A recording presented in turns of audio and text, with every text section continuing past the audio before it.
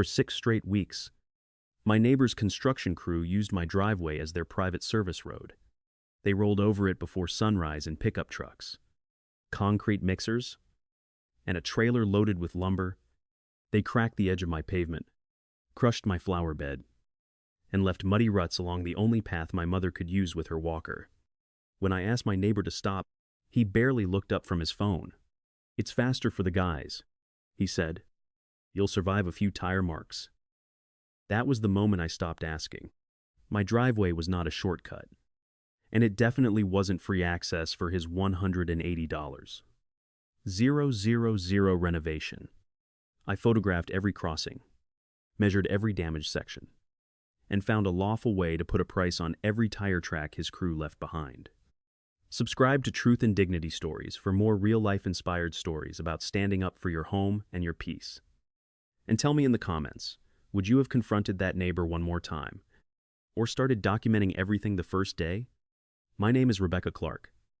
I was 68 years old that summer, and I had lived on Juniper Lane in Willow Creek, Ohio, for almost 34 years. My late husband William and I bought our little brick ranch when the street was still mostly open, lots and young maple trees. We did not inherit it. We did not stumble into it. We saved for it, one paycheck at a time. William worked maintenance at the county hospital. I spent 31 years as an assistant at the Willow Creek Public Library. There were years when our vacation meant a picnic at Lake Mercer and a night at a roadside motel 30 miles from home. There were years when I turned down new furniture because the old sofa still held together with a blanket over the armrest. But every month, the mortgage got paid. And when the final payment cleared, William came home with a small sheet cake from the grocery store bakery. The icing said, "Paid in full," in crooked blue letters. He set it on the kitchen table, looked around our little house, and said, "Nobody gets to make us feel temporary again." That sentence stayed with me long after he was gone. Our driveway had been part of that life. It was not fancy. It was a simple blacktop lane, wide enough for one car and edged by a narrow strip of white stone. William had laid himself one autumn weekend. On the left side, there was a flower bed where I planted yellow daylilies every spring. On the right, it curved gently toward the back gate and the ramp we had added after my mother, Evelyn, moved in with me. Mama was 89 then. Arthritis had taken most of the strength from her knees, but it had not touched her mind or her pride. She still liked to sit on the covered porch in the morning with her coffee and watch the neighborhood wake up. She also used that driveway every Tuesday and Thursday when I took her to physical therapy. That was why the damage mattered. Not because I was precious about pavement. Because the cracked edge and muddy grooves were right where I guided her walker from the ramp to the car. The neighbor responsible was named Dean Holloway. He had moved in next door 14 months earlier with his wife, Lauren, and their 2 teenage boys. Dean was a commercial real estate broker, the kind of man who wore pressed polo shirts while carrying a phone in one hand and a coffee in the other. When he first arrived, I made him a lemon pound cake and brought it over with a handwritten welcome note. He smiled wide, called me ma'am, and told me how much he loved the quiet of Juniper Lane. Then he began tearing his house apart. At first, I understood. The Holloway's place had been neglected for years before they bought it. The shutters were faded. The garage roof sagged near the corner. The backyard fence leaned toward my side like it was tired of standing. Dean told me he planned to renovate slowly. That was not what happened. Within 2 weeks, there were dumpsters in his front yard, contractors on ladders, and pallets of stone stacked beside the curb. Then came the sounds: saws, hammers, engines. Radios turned up too loud before 7 in the morning. Still, I kept my peace. Construction was temporary. People had a right to improve their homes. William and I had renovated our kitchen once, and I remembered how inconvenient it could be. The trouble began because Dean's driveway was blocked. His crew had torn out part of the old garage and excavated the side yard for an addition. A large roll-off dumpster sat across the entrance to his property. Rather than coordinate deliveries around it or create a proper temporary access plan, someone decided that my driveway was more convenient. The first time, I saw a white pickup ease across the edge of my lawn at 6:42 inches the morning. I was standing at the kitchen sink, rinsing Mama's oatmeal bowl. The truck came down the street, slowed in front of Dean's house, then turned across the shallow strip of grass between our properties. Its front tires rolled over the corner of my driveway, cut through the daylily bed, and continued along the side of my garage toward Dean's back lot. I stepped outside in my robe and slippers. The driver had already parked by the fence. When he came back, I said, "Excuse me, you drove through my flower bed." He looked over at the crushed leaves, then toward Dean's house. "Boss told us this was okay," he said. "It isn't," I answered. "Please use Mr. Holloway's property." He shrugged in a way that told me he had heard the same kind of complaint before. Tell him that, then. So I did. Dean was standing near his front steps with a set of architectural plans folded under his arm. I approached calmly. I explained that one of his workers had crossed my driveway and garden without permission. He gave a quick little laugh. "Oh, that," he said. "They're just getting materials around the dumpster. It'll be a couple of days. I need them to stop today," I said. "My mother uses that driveway with a walker." His smile narrowed, but he nodded. "Of course, I'll handle it." The next morning, 2 trucks came through. The morning after that, it was a flatbed trailer hauling lumber. By the end of the first week, the clean edge of my driveway was stained with tire marks, and the daylilies looked as if someone had dragged a heavy suitcase across them. I spoke to Dean again. This time, he did not smile. "Rebecca, you're making a mountain out of a little inconvenience," he said. "It is not little to me," I replied. "It's a temporary construction issue. Temporary damage is still damage."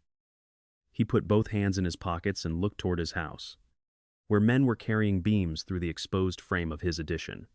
"Look," he said, lowering his voice as if he were trying to be patient with a child. "My contractor has a schedule. If they have to circle around every time, it costs me money." I stared at him. "You are telling me it costs you money not to use my property?" "I'm saying," he answered, "we all have to be flexible when people are improving the neighborhood. There are moments when you feel something change inside you, not loudly, not like a door slamming, more like a lock turning. I had spent most of my life trying to make room for other people's needs. I did it as a wife, as a daughter, as a mother, as a library worker who could calm an angry patron with a soft voice and a chair pulled close to the desk. But there was a difference between kindness and surrender. I went inside and took out the blue binder where William and I kept our home records. The deed was there. The survey was there. The paperwork for the driveway resurfacing we had paid for 9 years earlier was there too, including the sketch showing the exact width of the pavement and the drainage grate along the side. I also found the folder from when we had installed Mama's ramp. The contractor had written one sentence in bold at the bottom of the proposal: "Access. Path must remain clear and level for mobility use." I sat at the kitchen table for a long time, looking at those words. Then I opened a fresh notebook and wrote the date: Monday, June 3, at 6:42 a.m. White Ford pickup entered driveway from east side, crossed flower bed, exited through shared side access toward Holloway property. That was all. No anger, no guesses, no dramatic language, just what I saw. The next day, I wrote down another entry: at 7:11 a.m. Gray work van cross driveway. Rear tire traveled over pavement edge beside ramp. Mud deposited on walking path. The following morning, I took photographs from my porch before I cleaned anything. I photographed the tire marks. I photographed the broken border stones. I photographed Mama's walker parked beside the ramp so anyone could understand how narrow the safe path had become. Then I bought a small motion-activated camera for the side window, not because I wanted to spy on anyone, because Dean had already shown me that a polite conversation was not going to protect me. For the next 10 days, I documented everything. The camera recorded pickup trucks, a concrete mixer, a trailer carrying drywall, and one man in a neon vest who actually stopped to move one of my flower pots out of the way before driving over the spot where it had been. Some days they crossed twice. One Friday, they crossed 7 times. The worst morning came when Mama had a physical therapy appointment. It had rained hard overnight. Adopt, cinci sprezece. I helped her down the ramp, holding her elbow while she moved her walker carefully over the wet pavement. Halfway to the car, one of the front wheels caught in a muddy rut near the driveway edge. Mama pitched forward. I caught her before she hit the ground, but only barely. Her coffee spilled across her cardigan. Her hands shook. For several seconds, neither of us said anything. Then she looked at the torn-up strip of pavement and whispered, "Rebecca, I don't want to be a burden." That broke my heart more than the damage did. "You are not a burden," I told her. "You are my mother. And this is your home, too." I helped her into the passenger seat, then stood beside the car until I felt steady enough to drive. When we returned that afternoon, a dump truck was parked halfway across my driveway. Not near it. Across it, the driver was talking to another worker by Dean's side gate. I honked once, then twice. Neither man moved. I got out of the car and said, "My mother needs to get inside." The driver glanced at Mama in the passenger seat, then called toward the gate. "Hey, can we move this?" Dean appeared a moment later. He looked annoyed before I had even spoken. "Seriously?" he said. "They'll be gone in 5 minutes. My mother has been sitting in the car for 40 minutes after therapy." I said, "Move the truck now." Dean crossed his arms. "You act like we chained you to the street. I act like you blocked my driveway. It's one truck. It is one truck on top of 6 weeks of trespassing." The workers went quiet. You could feel them listening without looking at us. Dean stepped closer, his face tightening. "It's faster for the guys," he said. "You'll survive a few tire marks." For a second, I could hear William's voice in my memory. "Nobody gets to make us feel temporary again." I did not yell. I did not threaten him. I did not say a single thing I could regret later. I simply took out my phone and photographed the dump truck, the blocked driveway, the license plate, the time on my screen, and the mud pressed against the ramp path. Then I looked directly at Dean. "You are right about one thing," I said. "I will survive this." His expression changed slightly. "But you are going to be responsible for it." I got back into my car and waited until the truck moved. That night, after Mama was asleep, I called the county property records office.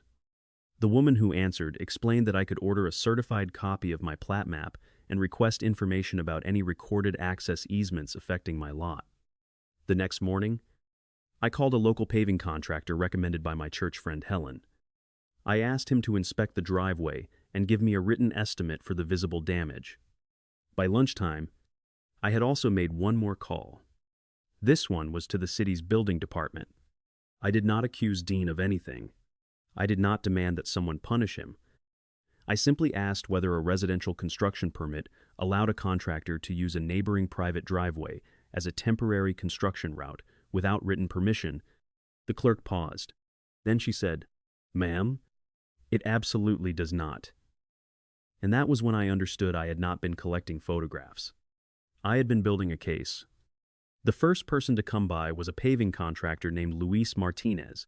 Helen from church had known Luis for years. She told me he was honest, which mattered more to me than whether he was the cheapest person in town. He arrived 2 days later in a plain white work truck, carrying a clipboard and wearing boots powdered with asphalt dust. I showed him the damage without saying much. He walked the length of the driveway slowly. He crouched beside the edge near Mama's ramp. He pressed a gloved hand against the cracked blacktop, then followed the muddy tire grooves toward the side of my garage. Finally, he stood and looked at me. "How many times have they been driving over this?" he asked. "I have documented 39 crossings." I said. His eyebrows lifted. 39? And that was as of yesterday morning. Luis nodded once, then pulled a measuring wheel from his truck. For nearly an hour, he measured the broken edge, the compressed stone underneath, the flower bed, and the shallow depression where the heavier trucks had repeatedly cut across the pavement. He took pictures of his own. He explained that asphalt could look like it had only suffered surface damage until water got beneath the cracked edge. Once freeze, thaw season hits, he said, this section can start breaking apart from the inside. He tapped the damaged strip with the toe of his boot. This isn't just tire marks. Mrs. Clark. They compromised the base. By the following afternoon, he emailed me a written estimate. The total came to $8. That included removing the damaged section, rebuilding the base, replacing the blacktop edge, restoring the stone border, regrading the ramp path, and replacing the daylilies that had been crushed beyond saving. I read the number twice. Then I placed the estimate in my blue binder beside the photographs. Mama was sitting at the kitchen table, sorting coupons. She no longer needed but refused to throw away. That's a lot of money, she said quietly. It is. Maybe you should let it go. Honey. I sat across from her and covered her hand with mine. Mama, I am not doing this because of the money. She looked at me with those clear blue eyes that had watched me through every hard season of my life. Then why are you doing it? Because he decided that if he wanted something badly enough, he did not have to ask. And if I let him keep doing that, he will decide the next person's boundary does not matter either. She was quiet for a moment. Then she squeezed my fingers. Your father would have told you to keep records? I smiled despite myself. My father and William would have made quite a team. That evening, the county records office sent me a digital copy of the plat map for our properties. I had expected to see a complicated drawing. Instead, I found something wonderfully simple. My lot was clearly marked. Dean's lot was clearly marked. The narrow strip between our homes had a property line running straight through it. There was no shared driveway. There was no construction easement. There was no right-of-way. There was nothing giving Dean, his crew, or anyone else permission to cross 1 inch of my property. I printed 3 copies. The following morning, I placed 1 copy in a large envelope with a letter I had written carefully the night before. I did not write it in anger. I wrote it the way I used to write overdue notices at the library. Clear, dated, factual, and impossible to misunderstand. Dear Mr. Holloway, this letter serves as formal notice that neither you nor any contractor, employee, delivery driver, or agent working on your behalf has permission to enter, drive across, bark on, or use any portion of my property at 418 Juniper Lane. Your construction activity has caused documented damage to my driveway, mobility access path, landscaping, and pavement base. Attached are photographs, a repair estimate, and the county plat map confirming that no access easement exists. Any further entry onto my property will be documented and reported to the appropriate authorities. I reserve all rights to seek reimbursement for existing and future damages. Sincerely, Rebecca Clark. I attached the estimate, 3 photographs, and the plat map. Then I sent the envelope by certified mail. I also taped a smaller notice to the wooden post beside my driveway. Private property. No construction access. No trespassing. I hated doing it. I had spent decades living beside people without needing signs to explain basic respect. But Dean had made it clear that spoken words meant nothing to him unless they came with consequences. For 2 whole days, there was peace. No trucks crossed my driveway. No engines started before sunrise. No muddy wheels cut over my flowers. Mama and I even sat on the porch Thursday morning with coffee while the neighborhood stayed quiet around us. I let myself believe the notice had worked. Then, on Friday at 6:18 m, my camera sent an alert to my phone. I opened it from bed. The screen showed a dark blue pickup truck pulling up in front of Dean's house. The driver got out, walked to Dean's side gate, and spoke to someone I could not see. A minute later, he returned to the truck. Instead of turning into Dean's blocked driveway, he backed up. Then he drove straight across my property. Not quickly, not by mistake, deliberately. His tires rolled directly over the private property sign, snapping the wooden stake in half. I sat up so fast I nearly dropped my phone. By the time I got dressed and reached the porch, the truck was gone behind Dean's house. The sign lay face down in the grass. The morning light was just beginning to touch the tops of the trees, and the sound of a nail gun had already started next door. I picked up the broken sign. Then I took photographs. Atchaze. 31. I called the non-emergency police line. I explained that I had a documented pattern of unauthorized entry, written notice, a visible sign, a recorded property map, and video footage from that morning. The dispatcher was polite but cautious. An officer can come take a report, she said. Property damage and trespass can be civil matters depending on the circumstances. I understand, I replied. I would still like the incident documented. Less than an hour later, Officer Marcus Bell arrived in a marked cruiser. He was a tall man in his 40s, with a calm voice and a notebook already open in his hand. I showed him the sign, the tracks, the camera footage, Melog, the certified mail receipt, and the plat map. He watched the video twice. Did you personally speak to Mr. Holloway before the notice? He asked. Several times. And he received the certified letter? The tracking information says it was signed for yesterday afternoon. Officer Bell wrote that down. Then he walked next door. I could not hear the entire conversation from my porch, but I saw Dean come around the side of his house with his phone pressed to his ear. He looked irritated, not concerned. A few minutes later, Officer Bell returned. Mr. Holloway says he believed there was an informal shared access arrangement from the previous owner. He told me there was not. He also says his contractor may have misunderstood where the property line was. His contractor ran over the sign after receiving a written notice. Officer Bell looked toward the broken stake in my hand. I included that in the report. He said, I advised him that further entry can lead to enforcement action, especially now that he has been formally warned. Keep documenting, and if anyone blocks access for your mother or causes an immediate safety concern, call us right away. He handed me the report number.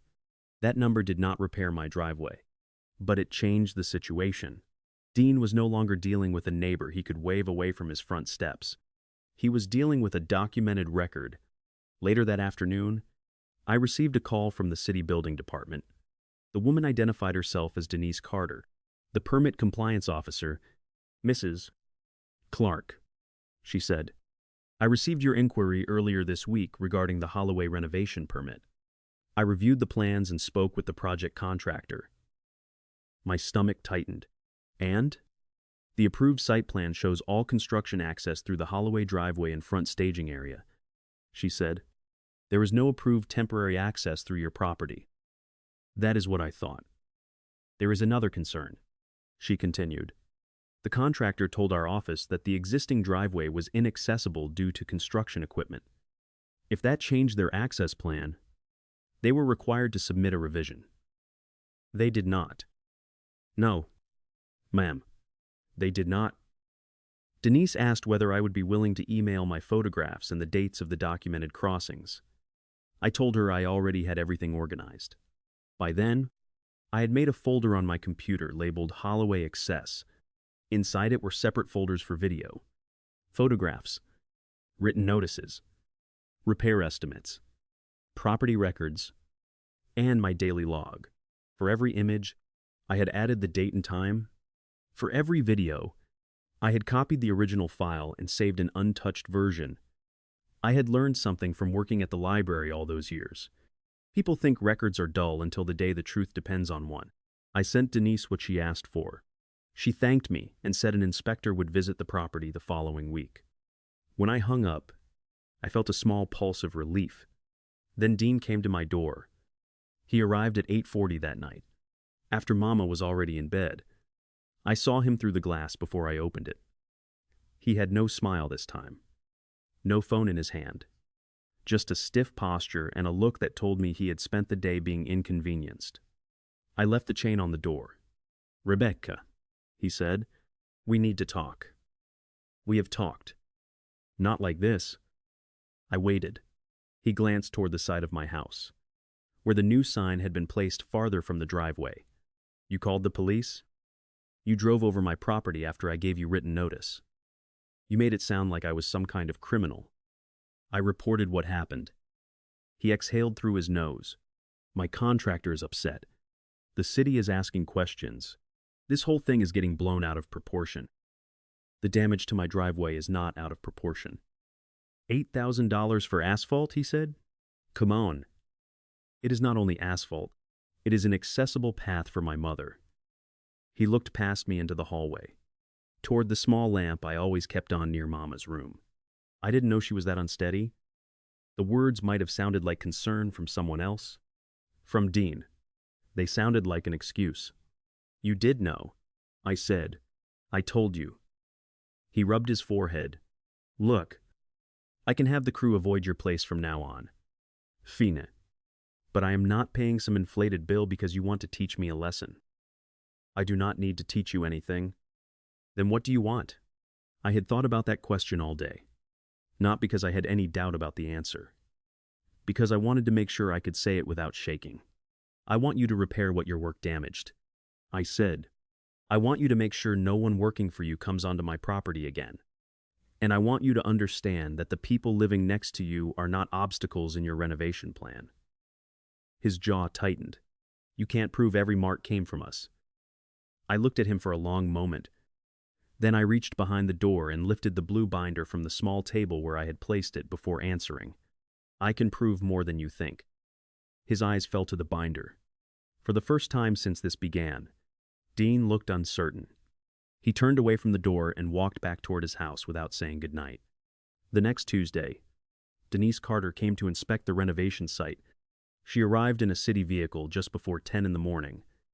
2 men were already working near the side addition, and a delivery truck was parked at the curb. Dean came outside almost immediately. I watched from my porch while Denise measured the distance between his construction area and my property line.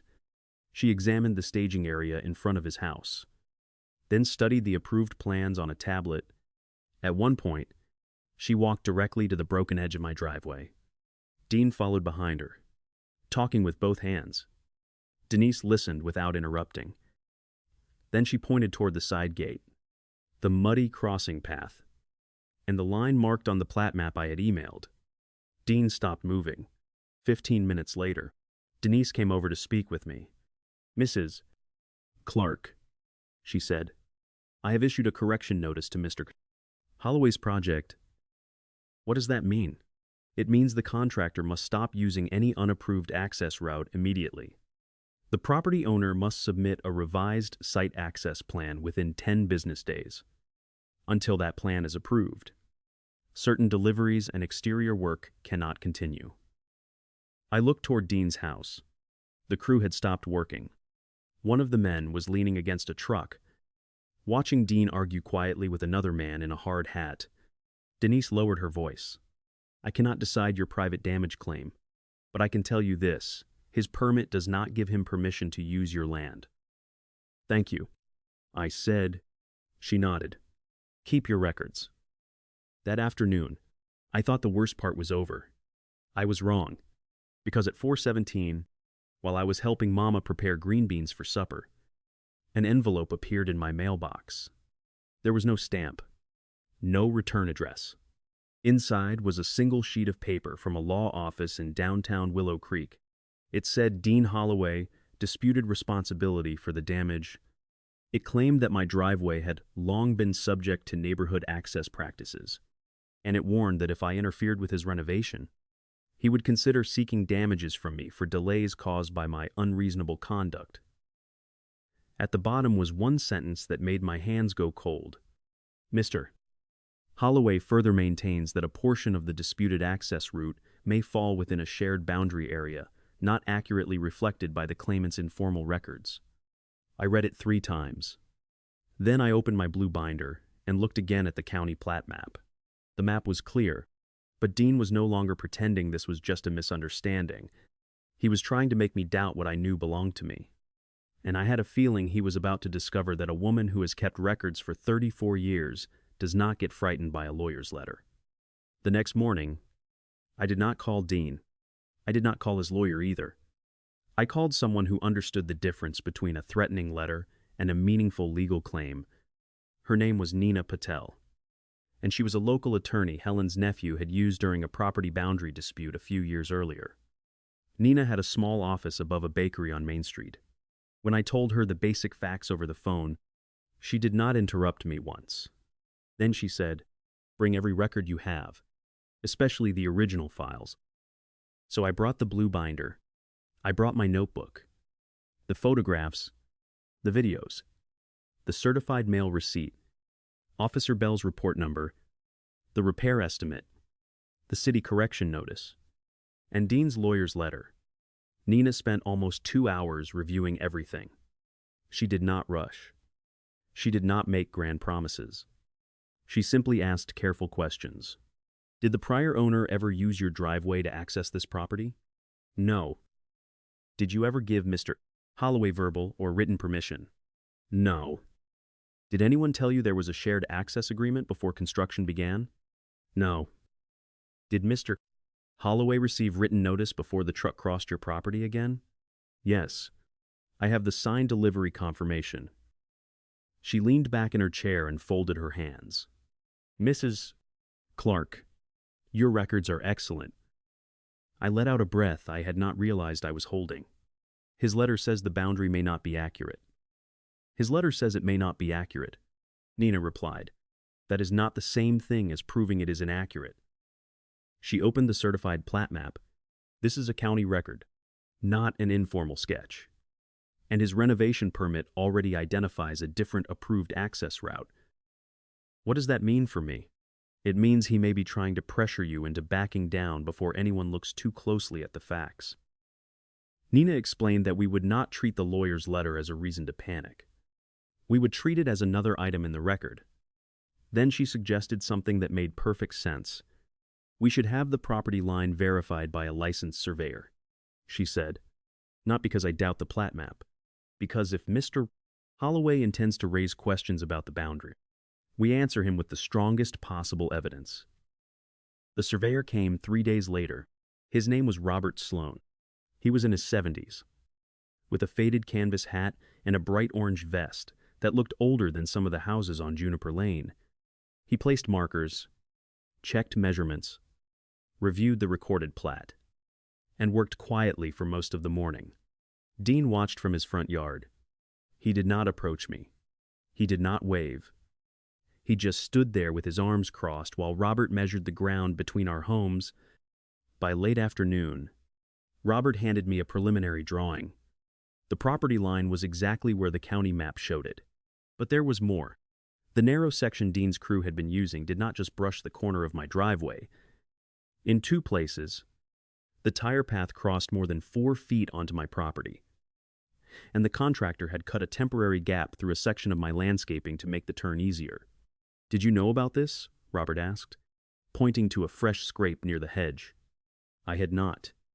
The workers had removed 2 low border stones and dug away enough soil to flatten the path for their trailer wheels. It was hidden beneath loose mulch and mud. I stared at it for a long time. Every time I believed I had found the whole truth, there was another layer underneath. Robert's final survey arrived 2 days later. Nina added it to the file.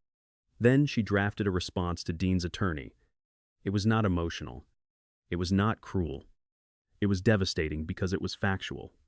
The letter attached the survey, the official plat map, the building department's correction notice, the police report number, the video evidence, the written demand to stop, and Luis's repair estimate. Nina also included a detailed damages statement. That was where the tire tracks mattered, not as some imaginary fine I had invented out of anger. Each documented crossing had a date, a time, a vehicle description, a photograph or video reference, and a description of the damage it caused or worsened. The pickup trucks had broken the flower bed border. The trailer had crushed the edge of the pavement. The concrete mixer had deepened the rut beside Mama's access path. The dump truck had blocked us after physical therapy, and deposited mud along the ramp route. The final truck had driven over the private property sign after Dean received formal notice. Every track told a piece of the story, and together, they proved a pattern.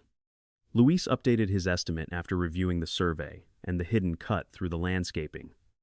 The total repair cost rose to $9. $700.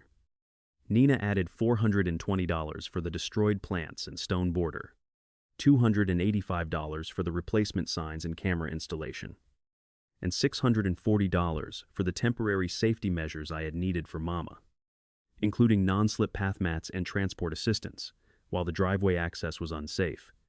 The total claim was $11. Nina explained that it was not punishment. It is a demand for the reasonable cost of restoring what was damaged and addressing the consequences of repeated unauthorized access, she said. That distinction mattered to me. I was not trying to profit from Dean. I wanted my home restored. And I wanted him to understand that every shortcut has a cost when someone else is forced to carry it. We gave him 14 days to respond. For the first week, there was silence. Construction at Dean's house slowed to a crawl. No trucks crossed my property. The city's correction notice remained taped to a board near his front entrance, bright yellow against the unfinished siding. Then, on the 9th day, Dean knocked on my door again.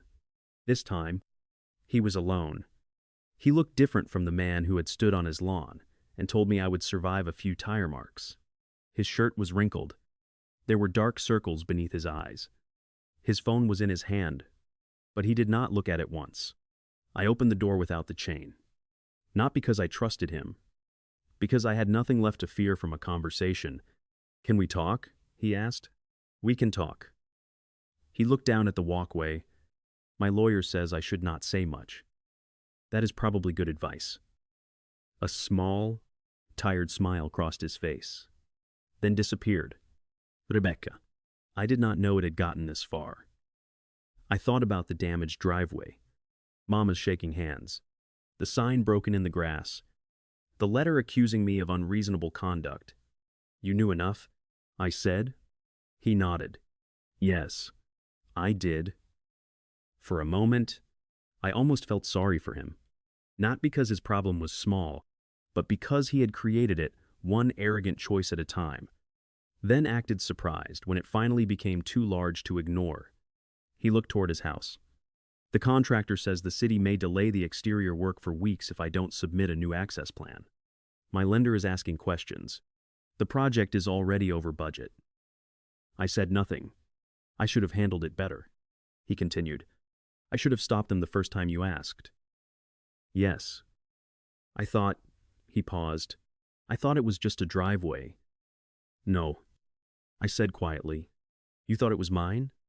And that meant you could use it?" His face changed. Not dramatically, not all at once. But I think that was the first moment he truly heard what he had done. He asked whether I would settle.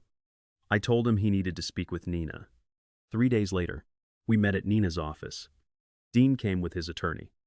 I came with Mama's ramp contractor's paperwork, my blue binner, and a photograph of William standing in front of our driveway on the day we made the last mortgage payment.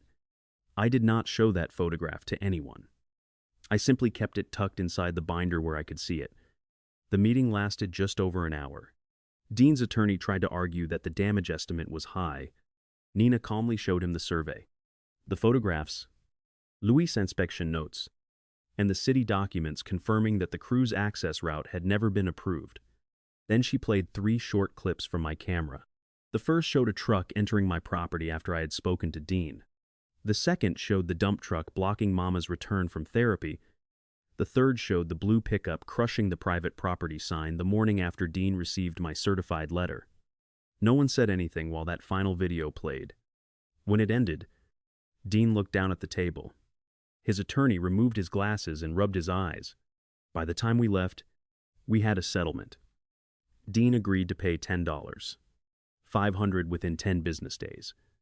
He also agreed to hire Luis's company to complete the driveway repair, according to the written estimate, at no cost to me. He would restore the flower bed, replace the damaged border stones, and pay for a temporary accessible path while the work was being completed. Most important, the agreement included a permanent no-access provision. Neither Dean nor anyone working for him could enter, cross, park on, or use any part of my property without my written permission. If it happened again, there would be no more warnings. The city also required a revised construction access plan before work could continue. Dean had to move the dumpster, coordinate deliveries through his own property, and pay for the additional staging space he should have arranged from the beginning. It was inconvenient, it was expensive, and it was entirely his responsibility. The repairs began 2 weeks later. Luis and his crew arrived at 8 in the morning, not before sunrise. They laid down protective boards, set up a temporary ramp path for Mama, and explained every step before they started. Mama sat on the porch with a blanket over her knees and watched them work. When the damaged asphalt was removed, we could see how badly the base had been crushed. Luis pointed out the soft section beneath the edge. "You were smart to deal with this now," he told me. "One winter, and this could have turned into a much bigger repair." By the end of the week, the driveway was smooth again. The ramp path was level. The stone border had been rebuilt, and a nursery worker planted new daylilies in the bed beside the drive. They were small at first, green shoots with no flowers yet. But when I looked at them, I did not see what had been destroyed. I saw what had been protected. Dean kept his distance after that. For several months, we barely spoke. Then, one cold morning in November, I saw him standing at the edge of his own driveway while a delivery truck backed carefully onto his property. He caught my eye. "Morning, Rebecca," he said. "Morning, Dean." That was all. No friendship suddenly bloomed between us. No dramatic apology erased the months of stress he had caused. He had paid the settlement. He had followed the agreement. He had learned where my property began. For me, that was enough. Because forgiveness is not pretending a boundary was never crossed. Forgiveness is refusing to let someone's disrespect live inside you forever. But access? Access is earned. One spring morning, almost a year after the construction ended, Mama and I sat on the porch with coffee. Her walker stood beside her chair, clean and steady on the smooth path. The daylilies had finally opened. Bright yellow flowers lined the edge of the driveway William had helped build. The driveway Dean had treated like a shortcut, and the driveway I had defended one tire track at a time. Mama looked down the quiet street and smiled. "Your father would be proud," she said. I looked at the flowers, then at the sunlight resting on the blacktop. "I think William would be too." If this story reminded you that protecting your home is never something to apologize for, please like this video, subscribe to Truth and Dignity Stories, and share it with someone who needs the courage to set a firm boundary. And leave a comment below. What would you have done after that first truck crossed the line?